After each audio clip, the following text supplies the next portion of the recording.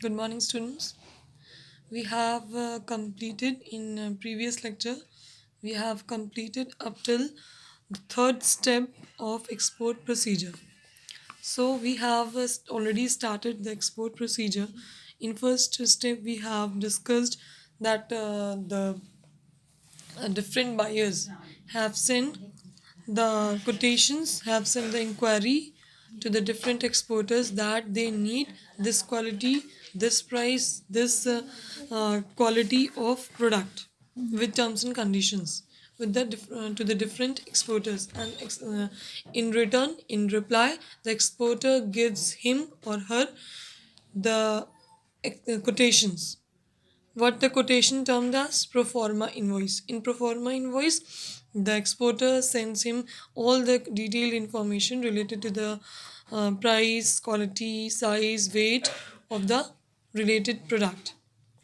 Second step में हमने देखा था रिसिट ऑफ ऑर्डर और इंडेंट, जिसको हम रिसिट ऑफ ऑर्डर और इंडेंट कहते हैं. इसमें हमने देखा था कि if the customer, if the buyer have satisfied with the detail information written in proforma invoice which have sent by the buyer, by the exporter, then he or she will make a place an order that we have already discussed, and this placing an order by the buyer is also known as indent.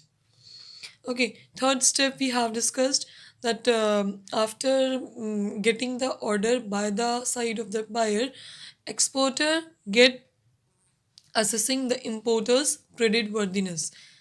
Is is the importer have financially strong or not?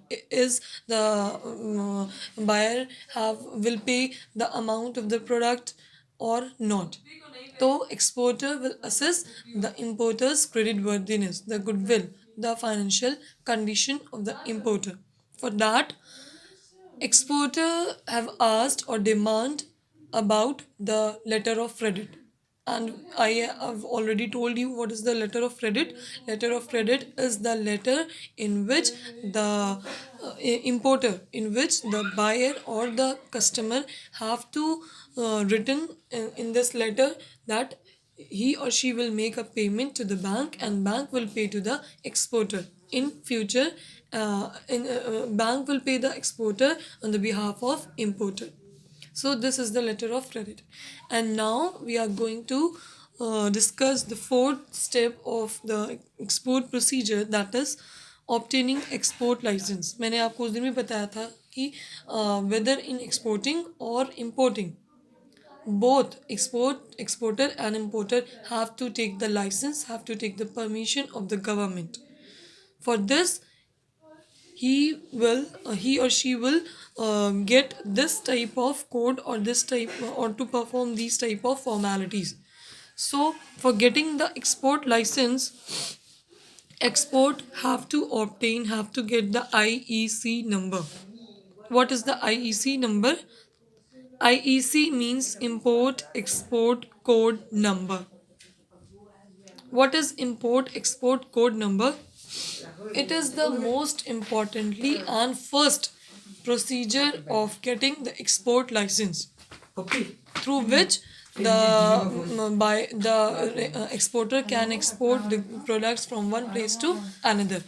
Okay, and IEC number is import export code number.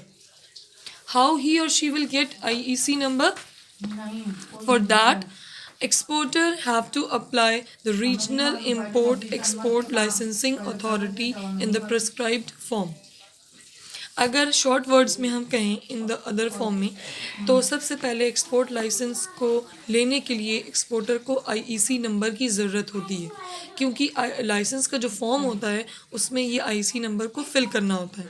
IEC number means import export code. सबसे first procedure licence के लिए, licence को लेने के लिए सबसे first procedure exporter को क्या करना होता है? आईईसी नंबर चाहिए होता है. आईसी नंबर के लिए उसको कहाँ जाना होगा? Regional import export licensing authority के पास। देखिए यहाँ लिखा हुआ है this number is used in filling the formalities of the export procedure. Export procedure या एक्सपोर्ट लाइसेंस को लेने के लिए ये आईसी नंबर लेना ज़रूरी होता है। और ये आईसी नंबर उनको कहाँ से मिलेगा? Regional import export licensing authority से। उसके लिए कुछ फॉर्मेलिटीज़, कुछ एप्लीकेशंस होते हैं। आईसी नंबर के लिए, इस नंबर को पाने के लिए कुछ एक्सपोर्टर को एक एप्लीकेशन लिखना होता है। एप्लीकेशन में वो क्या करेंगे कि exporter regional import export licensing authority को एक एप्लीकेशन देंगे जिसमें ये लिखा होगा कि yes my name is this and I want to sold my product from this area to this area and ये कंट्री में हमको अपना ये अपना प्रोडक्ट को सेल करना है। तो उसके लिए परमिशन चाहिए होती है आईसी नंबर लेने के लिए। और उस एप्लीकेशन के साथ साथ कुछ ये चीज़ें, कुछ ऐसी फॉर्मेलिटीज़ होती हैं जो उसको regional import export licensing authority को सबमिट करना होता है। What are these?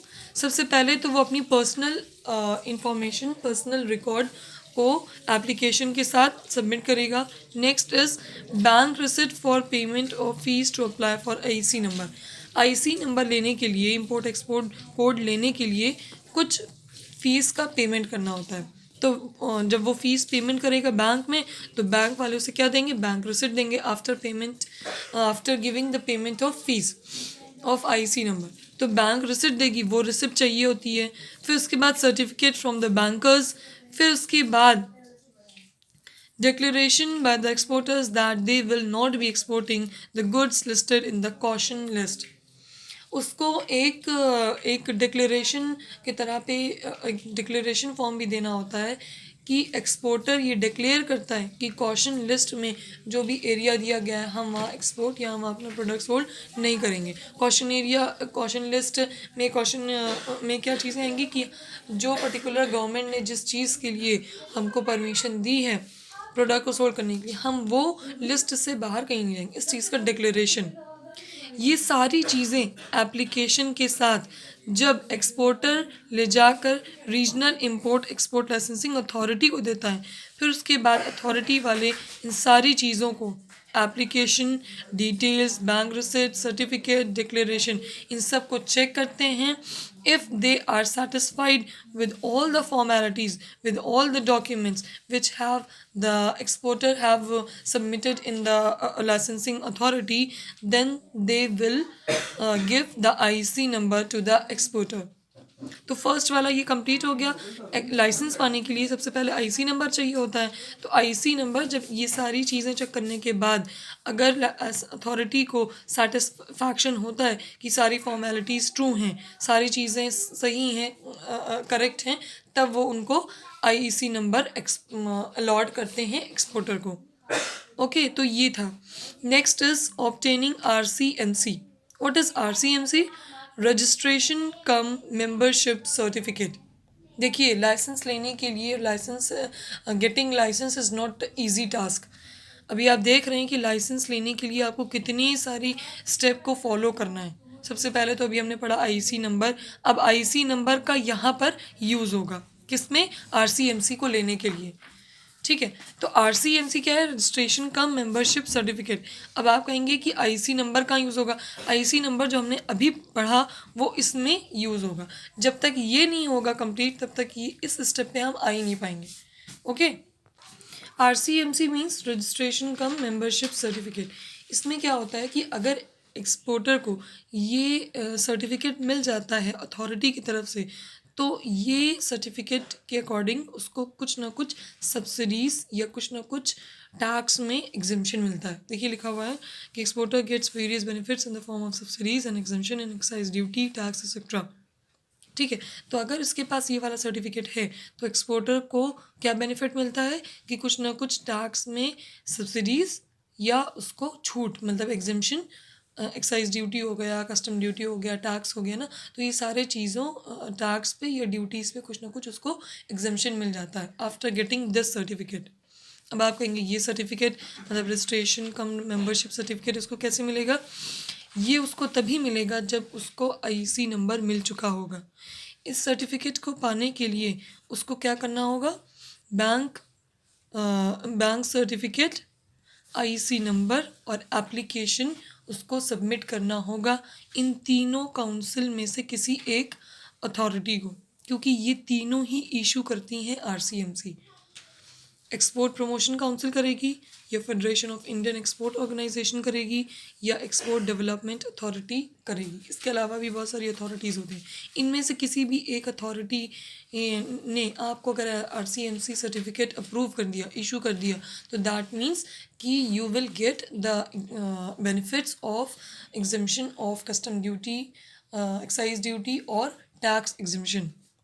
तो आपको इसको लेने के लिए क्या क्या करना होगा? बैंक सर्टिफिकेट चाहिए, आईसी नंबर चाहिए और एप्लीकेशन चाहिए। तो along with the application they require the bank certificate and IC number which you have already get in this step. And after submitting this, if the authority will satisfied with all your or certificates, with all your application which you have submitted in the authority, then authority will issue this RCMC, registration cum membership certificate. Okay. Next, the third step of getting the export license is registration with ECGC. ECGC means Export Credit Guarantee Corporation. Export credit guarantee corporation ये वो corporation होते हैं, अगर in case specially ये registration इसलिए करवाया जाता है ECGC का कि जब हमारा आउटसाइड द कंट्री, मतलब हम इंटरनेशनल बिजनेस तो कर रहे हैं, इट मीन्स कि हम आउटसाइड कंट्री करेंगे। ओवरसीज़ पेमेंट जब होता है, ओवरसीज़ पेमेंट को प्रोटेक्ट करने के लिए ये ECGC का रजिस्ट्रेशन करवाया जाता है। मीन्स कि इन केस अगर आपने एक्सपोर्ट किया, अपने प्रोडक्ट का एक्सपोर्ट किया और उसमें होने वाले इंश्योरेंस का अगर आपने अमाउंट पे नहीं किया है, तो ये रजिस्ट्रेशन इसीलिए कराया जाता है। Especially, this registration also helps the exporter to get financial assistance from commercial banks and other financial institutions. इसका एक बेनिफिट ये भी होता है इस रजिस्ट्रेशन को लेने के लिए कि जो एक्सपोर्टर है उसको अगर इन केस प्रोडक्ट को मैन्युफैक्चर करने में या प्रोडक्ट को एक जगह एक कंट्री से दूसरी कंट्री में ट्रांसफ़र करने के लिए या एक्सपोर्ट करने में जो भी अगर उसको फाइनेंशियली हेल्प की ज़रूरत होती, मीन्स मनी की ज़रूरत होती है, तो बैंक से ईज़िली अवेलेबल हो जाएगा अगर उसने ये ECGC में रजिस्ट्रेशन करवाया तो। अब इसके बाद आईसी नंबर लेने के बाद, आरसीएमसी लेने के बाद, ECGC लेने के बाद सारी अथॉरिटी मिलकर अप्रूव करती है उसको कि उसके सारे डॉक्यूमेंट्स जो भी उसने अब तक सबमिट किए हैं वो करेक्ट हैं कि नहीं है। If they will satisfied then they will issue the export licence to the exporter. Okay, तो ये होता है पूरा प्रोसीजर एक्सपोर्ट लाइसेंस को लेने का। तो फोर्थ स्टेप में तो हमने एक्सपोर्ट लाइसेंस पढ़ा। The fifth step of export procedure is obtaining pre shipment finance. देखिए भूलिएगा नहीं, अभी तक हमने स्टेप पढ़ा था, ये जो 3 स्टेप हम पढ़ रहे थे ये एक्सपोर्ट लाइसेंस के थे, तो वो फोर्थ पॉइंट था। Next, the fifth point of export procedure is obtaining pre shipment finance.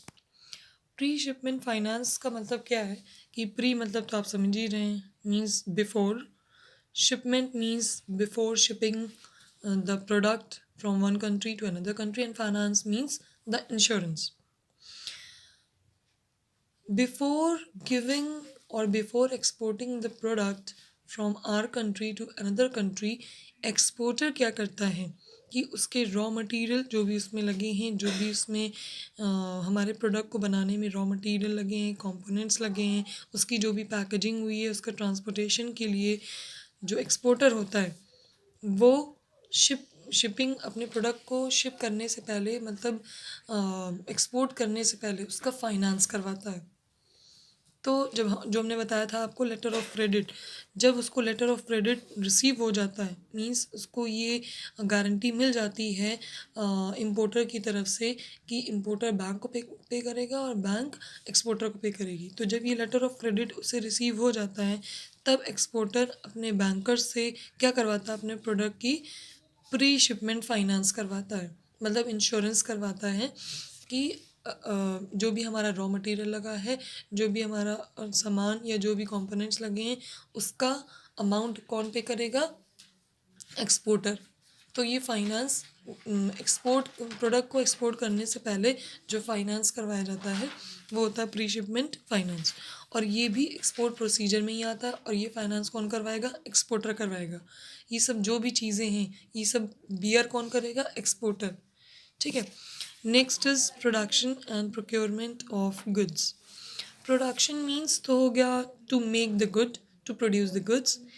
And procurement means क्या हुआ, when a trader or when a manufacturer is not actually manufacture, is not actually produce the goods which they have got the order of the customer, then they will arrange the goods from the manufacturer and then sell it to the customer. तो production में क्या हो गया, जब हम खुद उसका जिस प्रोडक्ट का हमने ऑर्डर लिया है उसको जब हम एक्चुअली प्रोड्यूस कर रहे हैं तो इट इज़ द प्रोडक्शन।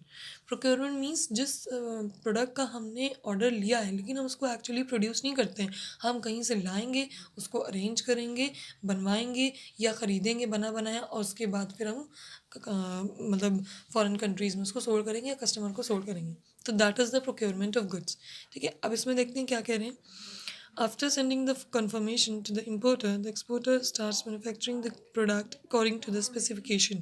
कह रहे हैं कि जैसे ही उसको ऑर्डर मिलता है, इम्पोर्टर की तरफ से कंफर्म ऑर्डर मिल जाता है कि yes I will pay the amount of the product and you can start the manufacturing of the product. तो जब ये कंफर्मेशन उसको मिल जाता है इम्पोर्टर की तरफ से, तब एक्सपोर्टर क्या करता है, प्रोडक्ट की मैन्युफैक्चरिंग को स्टार्ट कर देता है। मैन्युफैक्चरिंग कैसी होगी, जैसा कि इम्पोर्टर ने जैसा कि इम्पोर्टर अपने प्रोडक्ट में क्वालिटी, साइज़, जो भी स्पेसिफिकेशन दिया है उसने, उसकी मर्ज़ी, उसकी डिमांड के अकॉर्डिंग वो प्रोडक्ट बनाना, मैन्युफैक्चरिंग करना स्टार्ट कर देगा। कौन, exporter. If the exporter is not a manufacturer, then he starts procuring the goods from the different manufacturers as per the specifications of the export order. कह रहे हैं importer की तरफ से कंफर्मेशन मिलने के बाद एक्सपोर्टर क्या करेगा, उस गुड्स को मैन्युफैक्चर मतलब बनाना शुरू कर देगा as per the needs, as per the demand of the importer. लेकिन अगर वो एक्चुअली मैन्युफैक्चरर नहीं है, मतलब एक्चुअली वो प्रोड्यूसर नहीं है, वो सिर्फ बेचता है, तब वो क्या करेगा, जिस तरह के इम्पोर्टर ने डिमांड किया है प्रोडक्ट की, उसको अलग अलग जगह पे ढूंढेगा, उसकी कॉस्ट को पता करेगा, देन उसमें अपना प्रॉफिट इंक्लूड करके अलग अलग जगह से उसको इकट्ठा करेगा, मैनेज करेगा। देन उसके बाद वो भी कैसे होगा, वो भी इम्पोर्टर की डिमांड के अकॉर्डिंग ही वो गुड्स या प्रोडक्ट होना चाहिए। ठीक है। तो ये हो गया प्रोडक्शन और प्रोक्योरमेंट ऑफ गुड्स। अगर प्रोडक्शन एक्चुअली में करता है तो वो प्रोडक्शन स्टार्ट कर देगा, अदरवाइज वो अरेंज करेगा। Next is pre shipment inspection. तो प्री शिपमेंट फाइनेंस हो गया, pre shipment inspection. Inspection means तो आप जानते हैं कि क्या होता है, अक्सर एग्जामिनेशन में भी होता है कि प्री एग्ज़ाम इंस्पेक्शन, है ना, जैसे स्कूल्स का भी होता है तो चेकिंग या करेक्शन। तो प्री शिपमेंट मतलब before shipment, before exporting the goods, जो अथॉरिटीज़ होती हैं वो हमारी क्या करती हैं, हमारे गुड्स को मतलब एक्सपोर्टर के गुड्स को इंस्पेक्ट करती हैं, उसको चेक करती हैं। देखिए अब इसमें क्या देखते हैं, किस तरह से चेक करेंगी। मेनली इसमें क्या होता है कि जो गवर्नमेंट या जो अथॉरिटीज़ होती हैं उनका वर्क ये होता है कि उनको गुड्स को लोड होने से पहले, गुड्स को एक्सपोर्ट होने से पहले वो उसकी क्वालिटी चेक करें, whether the product is quality wise good or not, whether the product will according was according to the demand, was according to the quality of the customer ने जैसी quality जैसा product मांगा था वो वैसा है या नहीं। तो ये होता है इंस्पेक्शन, जो कि बिफोर शिपमेंट होता है। अब देखिए बुक में, quality plays a very important role in external trade. We all know कि क्वालिटी, हम सबको अच्छी क्वालिटी चाहिए, हम सब अपना मनी देने के लिए, वेस्ट करने के लिए तैयार हैं, लेकिन वी नीड बेस्ट क्वालिटी। बाहर के कस्टमर हमारी कंट्री के प्रोडक्ट में क्यों इंटरेस्टेड हैं? क्योंकि अगर हम बेस्ट क्वालिटी देंगे तो they will attract to the to our product. ठीक है, तो एक्सटर्नल ट्रेड में quality very important role play करती है। Exporters have to follow international quality standards. The goods are produced strictly according to the quality specifications of buyers. In India, it is compulsory to get a pre-shipment quality inspection according to Quality Control and Inspection Act. इस act के through, quality control and inspection act के through, Indians specially India की हम बात करें तो quality control and inspection act बना है, जिसके तहत हर एक्सपोर्टर को अपनी क्वालिटी, अपने प्रोडक्ट की क्वालिटी को ध्यान में रखना है बिफोर एक्सपोर्टिंग द प्रोडक्ट। तो इसके लिए क्या होता है? इंस्पेक्शन होता है, क्वालिटी का इंस्पेक्शन किया जाता है। The government has prescribed certain quality standards keeping in mind the safety and health of the people. Export inspection councils are set up, check whether exporters are following those quality standards or not. If the council is satisfied, then they issue an inspection certificate. Without inspection certificate, export is not permitted. कह रहे हैं कि जो authorities होती हैं उनके जो export inspection councils होती हैं, अच्छा ये इंस्पेक्शन कौन करेगा? Export inspection councils. ये काउंसिल क्या करती हैं? बिफोर शिपिंग ऑफ गुड्स, वो गुड्स को इंस्पेक्ट करती हैं कि जो क्वालिटी स्टैंडर्ड हमारी कंट्री के हैं उसके अकॉर्डिंग है या नहीं। जिस तरह की क्वालिटी इम्पोर्टर ने मांगी थी वो क्वालिटी है या नहीं, सारा चीज़ इंस्पेक्ट करने के बाद, चेक करने के बाद, क्योंकि सेफ्टी और हेल्थ, ये दो चीज़ उनके लिए इम्पॉर्टेंट है। तो एक्सपोर्ट इंस्पेक्शन काउंसिल चेक करती हैं, इंस्पेक्ट करती हैं। जब वो सेटिस्फाइड हो जाएंगी तब वो क्या इशू करेंगी? Inspection certificate. After they if they will satisfied the quality of the product of exporter, तो then they will issue the inspection certificate. और एक्सपोर्ट में आप बिना एक्सपोर्ट इंस्पेक्शन सर्टिफिकेट के बिना आप एक्सपोर्ट नहीं कर सकते।